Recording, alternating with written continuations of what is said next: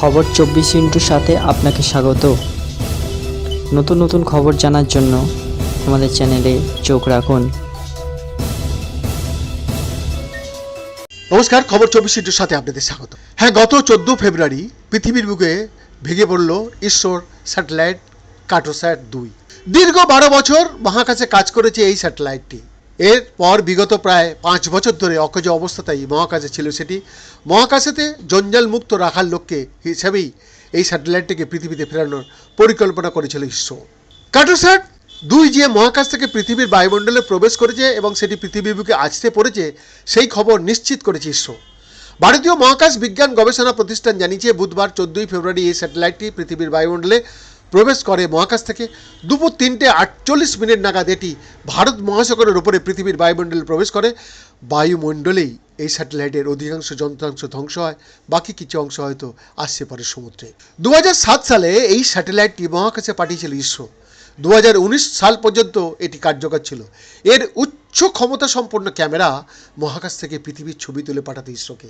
এরপর বিগত 4-5 বছর ধরে মহাকাশে অকেজ হয়েই ছিল এই স্যাটেলাইটটি। তবে মহাকাশকে জঞ্জাল মুক্ত করার লক্ষ্যে এই অকেজ উপগ্রহটিকে পৃথিবীতে ফেরানোর পরিকল্পনা ছিল ইসরোর। সেই মতো গত 14 ফেব্রুয়ারি মহাকাশ থেকে পৃথিবীর বায়ুমণ্ডলে প্রবেশ করে কার্টোস্যাট-2 উপগ্রহটি। এই স্যাটেলাইটের অধিকাংশ যন্ত্রাংশ পৃথিবীর বায়ুমণ্ডলে প্রবেশের সময়ই জ্বলে পুড়ে যাওয়ার কথা। 680 কেজির এই স্যাটেলাইটটি পৃথিবীর থেকে 635 কিলোমিটার উচ্চতায় মহাকাশের নির্দিষ্ট কক্ষপথে ছিল এতদিন।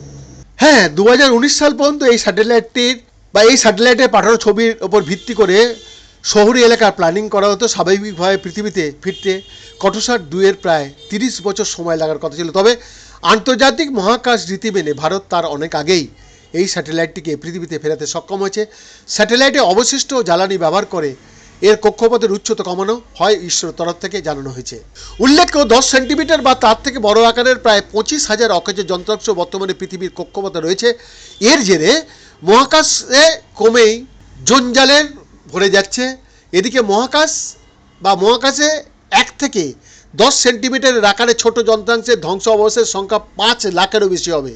আর মহাকাশে থাকা 1 মিলিমিটার আকারের ক্ষুদ্র ধ্বংস অবশেষের সংখ্যা 10 কোটিরও বেশি। এইসব জানেন আপনারা? এইসব ধ্বংস অবশেষের মোট ওজন কত হবে? 9 lakh metric ton. Baidyanath report, খবর 24 ইন্টু।